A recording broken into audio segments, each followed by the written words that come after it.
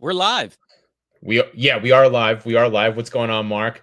I need to give it a second for Instagram to catch it. All right, now we're live on YouTube, LinkedIn, and Instagram. So, Mark, thanks for hopping in this discussion, the Fresh Start Fridays, as I rebuild my presence on Facebook, but also rebuilding all the collaborations that I did over the years. And you're going to be my first collaborative project for Facebook soon, because they won't let me live stream to Facebook yet. Yeah, they kind of spoiled the whole party here of the rebound, the regrouping here, but that's okay. What I appreciate about you, Rich, is you take on these challenges and you make them work even if they're not working exactly the way you want them to. I appreciate the fact that you just push through and go with it instead of banging your head against the wall, because that might be one of the first instincts I would have if that happened to me. Right on. So we're going to do a quick little introduction for those folks that may not know who you are, but then we're going to get into just a very casual conversation because I really want to hear your story. Even though I played a part in it, I obviously was removed because I'm not in Marc Ronick's head or seeing him every single day and things like that. So introducing my very good friend, Marc Ronick. I met Mark, we met 3 years ago or so at PodFest. You have 20 years of experience in the podcasting world.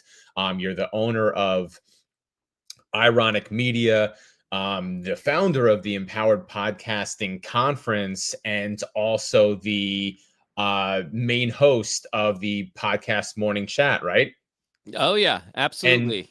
and you also help people with learning more about AI. So anyone who follows you on socials, and we'll shout those out later on, you give tons of tips both for improving your podcasting skills, but also learning how to use AI. Did I miss anything, Mark? Yeah, I mean, and also helping people who maybe have no experience podcasting and have an interest in learning. That's another area for me. Is I consult and coach podcasters. I produce podcasts, not just my own, but for other people as well. Awesome. And we got some people hopping in. Jonathan Howard hopping in on LinkedIn. What's going on, Jonathan? My main man Bert Oliva hopping in on Instagram. What's going on, Bert? I appreciate you, brother. So yeah, let's get into it. So Mark, we're going to be talking about some recent events that happened while you and your team were getting ready to produce the Empowered Podcasting Conference. But before that, tell me a little bit about what why did you want to start another conference? There's conferences out there. There's podcast movement. There's Podfest. You and I met at Podfest. Take us inside your head. Like Yeah. why the Empowered Podcasting Conference? For me, I have been attending podcasting conferences for the past 5 years now, since 2021, and I always enjoyed them. I've enjoyed going to Podfest. I've enjoyed going to Podcast Movement. I think they do a phenomenal job. And one of the challenges for me going there, well, first is I learned a lot about myself going to these big conferences, because I kind of discovered I was more of an introvert than I really recognized. Okay. And I found myself oftentimes just feeling challenged to go up and talk to people for, just to all of a sudden strike up a conversation with strangers. And maybe as a business owner, I needed to work on that. And I think over time I have. But I noticed that in other people too. I would see people, and again, this isn't about the whole event being a problem for people. It's just, I think introverts can be challenged by going to these types of things, and I really wanted to create a space where people really felt like they belonged, no matter whether they considered themselves an introvert and extrovert, because I know the value, I experienced the value of these different conferences. So I decided, you know what, yeah, sure, there are lots of podcast conferences out there, but quite frankly, there are even more podcasts out there, and I'm still podcasting, right? I can't let that stop me. So I figured, you know what? I have this vision. It was calling to me. So I decided to explore it instead of just sit and wish and wonder what would happen. I figured, let me take a step and see what happens. And where I've already had a community that I've started building over time that were clamoring for some sort of in-person event, I figured, let's do it. I grabbed some of those people in the community who I knew believed in me and believed in the mission, and that the rest was history from there. I mean, I even had people that I know that weren't directly part of my community reach out and ask to be a part of it because they believed in the vision and they wanted to be included. So it was just a natural progression from there. And I knew that when it comes to thinking about how do I make this feel for people like they belong? How do I make it feel like they're not going to go sit in a corner and watch it from afar instead of be a part of it? And it was to make it smaller. Mm. And at first the vision was not that. The first the vision was I want to be as big or bigger than the podfests and the podcast movements out there. And in year one, I recognized I got to let that go because it was challenging to try to do something like that of that size, scale it to that size in my first year. And that's where I started not just accepting but embracing the idea of a smaller environment.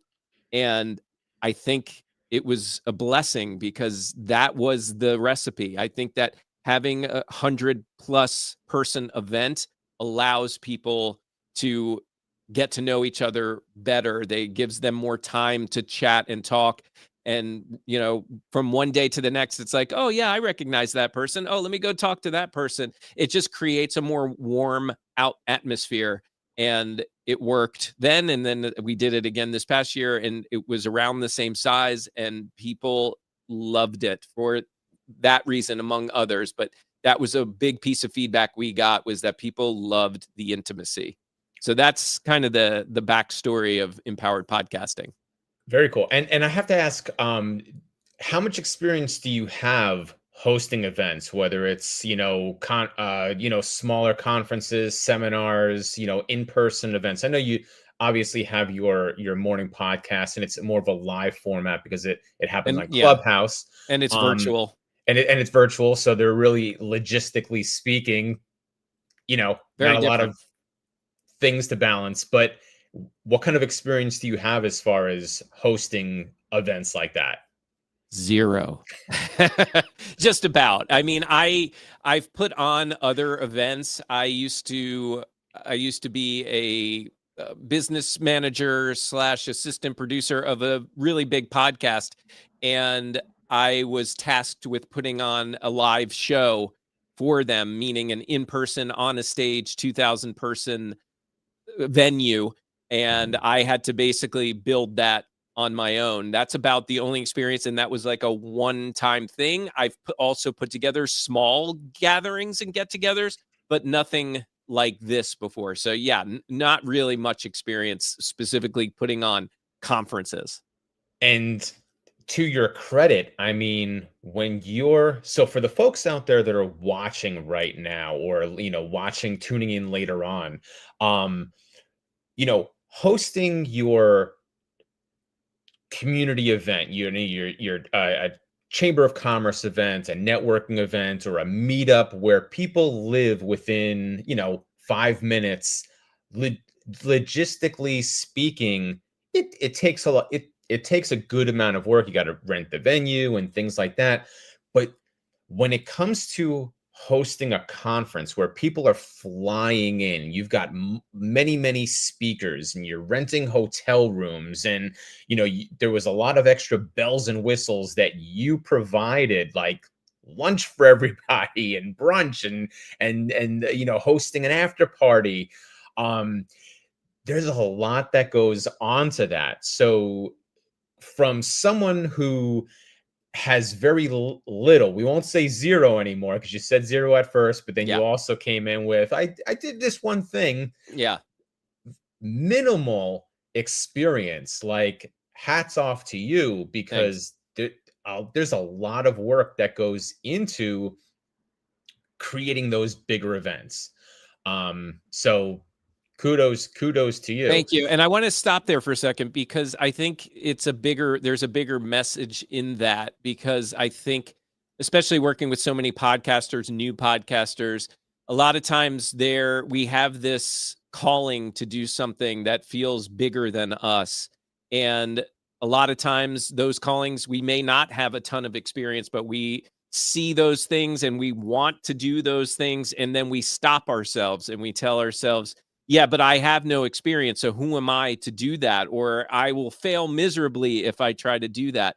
And I think really when you have those callings and you feel that passion inside and you want to put something like that on, I think it's really a matter of just going for it and seeing Mhm. what happens. I think sometimes it's a blessing to have not a very little experience doing these kinds of things, because one thing I noticed was when I talked to other people who did similar things, I would get a lot of, be careful, don't do this, or you really have to do that.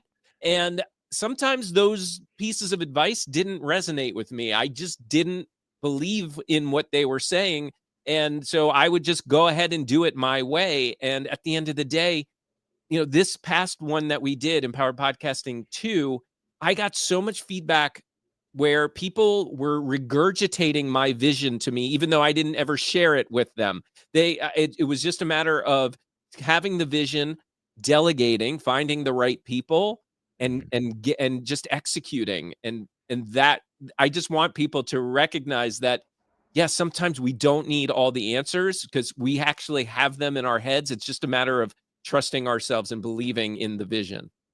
Very cool. Very cool. So, Mark, we know this story has a happy ending, but Yes. it was so now because this show is all about resilience. So we've been showing people that yes, we got to where we wanted to go, but the whole reason you're on this show today, now we're going to talk about some of the, you walk through it, right? There were trials, there were tribulations, you had your hands and feet in a muck going through the trenches and stuff like that. Tell me about some of those challenges, Mm. because you're not a full-time event planner or a conference organizer. You've got your own business, you've got other things going on, and rumor has it that the event almost didn't happen. So let's talk about it, Mark. Yeah, I mean, where to start? I think the best place to start is that, what if people who are watching, listening right now don't know, I have ADHD. I was diagnosed with it in my early 30s. So roughly around the same time I really was getting into podcasting, maybe a couple of years later, it Mhm. was when I was diagnosed. Always a suspicion. I think my parents had suspicions as well when I was growing up, and they had me tested in high school once. And at the time, just, full disclosure, I'm 52, so you can do the math there. As far as high school, it's like that wasn't really a thing yet. Like to really be able to diagnose ADHD the way that people do now, it was just a whole different ball game. So they basically just said, no, he just has some trouble learning. Like Mhm. that was the diagnosis I got. Um, so I was put on medication for it in my early 30s. And the reason why I even got the diagnosis was that I was at a corporate job and I was struggling. I'd been there for a few years, and as the company was growing, I was finding myself struggling to keep up. Mhm. And that caused me to feel like I was going into a depression. So what I had done was I had went to a psychiatrist to talk about depression, and after several sessions, his suspicion was, yeah, you might be feeling really low right now, and I think it might be ADHD. Mhm. And he asked me if I wanted to get tested, and I said sure. And after going through the testing, got that diagnosis, got on the meds, and it did change a lot for me for the better. Mhm. I luckily didn't have a lot of the side effects, symptoms that a lot of other people can sometimes experience. So it was a great experience for me, and it helped level me up in some regard, just because I was able to have more of a focus, more motivation, and keep up more with that corporate job. Mhm. Um, so fast forward, as I said, now that I'm a little older, I was doing a routine doctor visit, and my blood pressure was through the roof. Mm, It was almost at that level where if it was just a little bit higher, he probably would have sent me to the hospital. okay. So he was really concerned and wanted to put me on low, blood pressure medication to lower my blood pressure. Real quick, I'm sorry. We jumped 20 years now, Yes, right? yes, Okay. All right. correct, Just wanted correct. okay. And I didn't want to go on another medication, and we had recently upped my dosage of Adderall. So my suspicion was that maybe it's the Adderall that's causing this. It is a stimulant, right? So I talked to the doctor about it. I said, before the blood pressure medicine, can we just wean me off? And he was on board with that. He said, yeah, let's test that out. And a little just spoiler alert, my blood pressure is fine now because I am off of the medication. Okay. But being off the medication then presented a whole new challenge for me. It was really relearning how this brain of mine works without the influence of medication. Mm, And on top of that, the medication that I was taking, Adderall, I mean, it can be a physically addictive drug so it may not be the kind that you might be thinking where, sometimes when we think of drug withdrawals, it's, somebody is like shaking in the, corner, like really having physical withdrawal symptoms. Mine were a lot mental. mm. It depleted my dopamine. And it takes a while for your brain to kind of just come back online the way that it's supposed to be. And even when it did, I noticed my motivation levels were down again. Mm. I was not feeling myself, what I thought was myself. And this was all around January, February of this year, right? So this was in the thick of planning a conference. Because the And conference was just yeah, 2 or 3 weeks ago. So there's a yeah, there's a our there's a conference. big Yeah, right, yeah, yeah, there's a yeah. big buildup for the planning. You don't just say, "Oh, we're gonna do this," start planning 2 weeks ahead of time and just whip it up, magic wand it. You're already Yeah. planning in January and February. Yeah, oh yeah, big time. And as you mentioned earlier, running a business, doing a daily podcast live and then putting it out as a podcast, Mhm. working with clients, doing all the things and trying to put on this conference. That was this vision and passion of mine for the second time. And you're So, married, you've got kids, you've got a yeah, I life. mean, all the things, and not any longer running on that Adderall fuel that I had. So, and I've been working with, and especially early on from weaning off, I was working with a nutritionist to help Mhm. me, with supplements and vitamins to help things along a little bit for me. But, I was running this show. I had people helping, both paid and volunteering, but, still a lot fell on my shoulders, especially the big decisions that had to be made. And I just found myself really struggling to make those decisions because another symptom of my ADHD is my executive functioning skills aren't quite like maybe an average person's, right? I have Right. trouble sometimes making decisions. And I was feeling like I was just very overwhelmed. Mm. There were days that I would sit there at my desk knowing that I had calls to make to try to close sponsors, try to find sponsors, and I couldn't physically bring myself to do it. And you can imagine I was then starting to get down on myself and questioning myself. Am I able to handle all this? Has this medication tricked me into thinking I could Yeah. handle running a business, putting on an event, doing a daily podcast? Like I was really going through a personal struggle, an internal battle with myself. And so to also then muster up the energy to find sponsors, close sponsors, find attendees, close attendees, everything felt like a big struggle to me. Mhm. And yeah, like you were saying, there come summertime, because the event, like you said, we just had it was at the end of September. Come say June, July, I started really losing faith and losing confidence in this whole thing. I was not seeing the light at the end of the tunnel. We were not getting ticket sales. I shared this with the people at the event when I was on stage. I think somewhere around, let's just say early to mid August, we had 20 ticket sales. And I was just like, how can I proceed with this event when we also have 20 some speakers? They're going to come in there. It's like one person to one speaker. Right. How am I going to explain that to these people that have made time, that are spending their own money to get there? And then they're going to get there and they're basically not going to have an audience to speak to except other speakers and a Right. handful of attendees. More people on staff than Yeah. in the audience. Yeah. And not really any paying sponsors. Thankfully, I did have what we call partners in this, where instead of them giving money toward the event, we bartered more or less, right? Like, for example, In-kind sponsorship. Podfest. Yeah, Podfest. They partnered with us. So, I had them come in, let them set up a booth and promote Podfest at our event.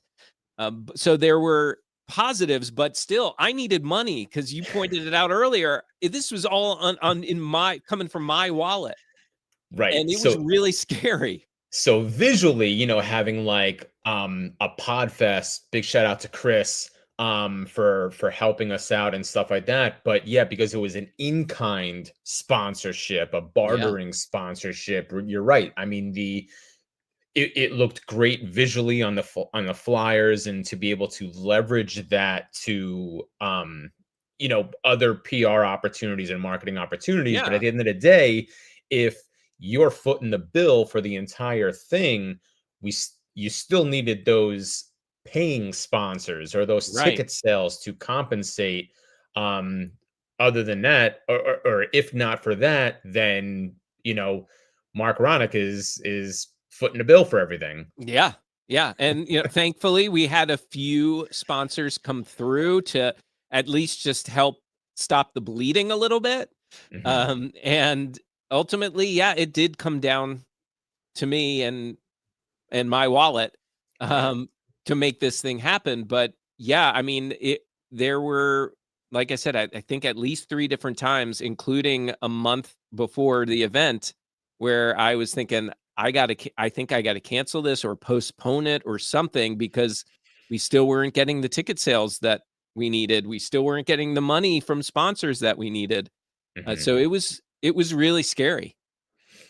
So now that we know that, maybe it's time to connect those dots with, or what was it? What did you do? Was it some, affirmations, mindset strategies? I know you're a fellow NLP guy. What did you do? Like, obviously, people that are watching this are, maybe they're finding themselves in a similar, not the same situation, but it's, relatable in, oh crap, like this guy went through it. I'm in a similar situation with my thing that I've got going on. I wonder what he did to get past, the debilitating thoughts and just the negative self-talk, or the feeling of um not being able to do it, not being competent or able to do it. Um, what did you do? What Yeah. Tell us. Yeah. So one thing I did, there were definitely a few factors here. One was I did work with we'll call her a personal coach. I worked with her for probably the 6 to 8 weeks leading up to the event, and if nothing more, it allowed me to just process. I was able to just spit out everything on in my head, on my mind, and talk it through with somebody. And for me personally, I think it's helpful to have a third party in to do that with, as opposed to, like, I did that all the time with my wife, but it didn't quite work the same way, because I think to just being honest, I think that my ego would get in the way when it came to telling my wife about it, because I would feel embarrassed. I'd like, Mhm. how can I sit here and tell my wife about this? Or how do I break it to my wife that we're going to have to be spending some extra cash on an event like this? So yeah, so having somebody just to process it, talk it through with it, was one step. Okay. And the second step was I started setting small achievable goals for myself. Okay. You know, there was an opportunity around Labor Day to promote the event and offer a discount on tickets for Labor Day sale, like a lot of people do. And actually speaking with Nicole, my coach, one of the goals I had set was, okay, if I'm going to start this sale today, and by a week from today, if I don't have X number of ticket sales, then that's going to be my sign to postpone or cancel. Okay. Right. So I set that goal, and lo and behold, the ticket sales started coming through. Not like floodgates opened, but they were coming through, and I hit that target number before the day that last day. So that gave me enough confidence to believe in the small steps, taking those small actions, and believe in myself, believe that this is going to work out. So I would just apply those same steps. Now, some other areas, we had a couple of sponsors come through, Sure. and that gave me a little more confidence, a little more motivation. Like, okay, I'm seeing some things coming into play here. I see them happening. Mm. So the last thing was actually you coming to me and saying, hey, Mark, I've got some free time now because I've made some adjustments in my life, and I would love to help you with this as far as with the marketing and promotional efforts. And that gave me another resurgence as well, because yes, I had people helping me doing an amazing job, but I didn't have it. The promotion and marketing was all on me. And it was still overwhelming to try to take something like that on top of everything else. So the timing was amazing, because you came to me around the same time that I had set that first goal of, okay, if we get this many tickets. So things started happening for me when I started chunking them down into bite-sized pieces. And, some things felt like magic, like, ooh, wow, cool. This is, Rich just came to me and he's really going to help alleviate some of this pain. And some of it were calculated steps, and combine those, put them all together, and I was able to get through it. Mm-hmm.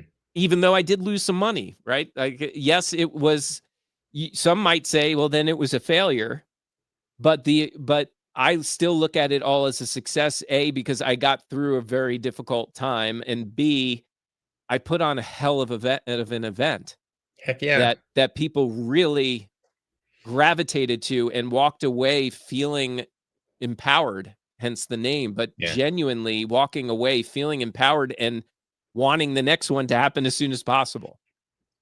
Absolutely. Absolutely. And yeah, I appreciate your kind words and everything. And for the folks that are tuning in live and with the replay, it really was a phenomenal event. So kudos to you, Mark, and team.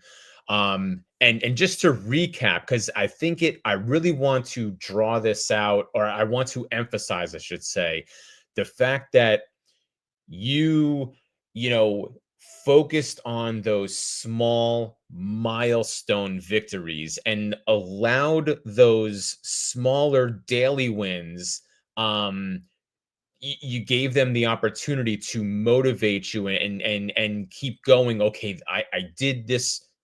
I won today. I sold 10 tickets today. Yep. Awesome. Now that's going to give me that bit of juice that I need to wake up again tomorrow and do it again, because sometimes, like, we may not win that huge award when we want it, right? Or we may not get the exact thing that we want when we want it, but by chunking down, like you said, those little milestone achievements can help us to get through some of those Yeah. difficult times. Yeah, because for me, just my experience, I was so stuck in my head that I was just focusing on everything that wasn't going well.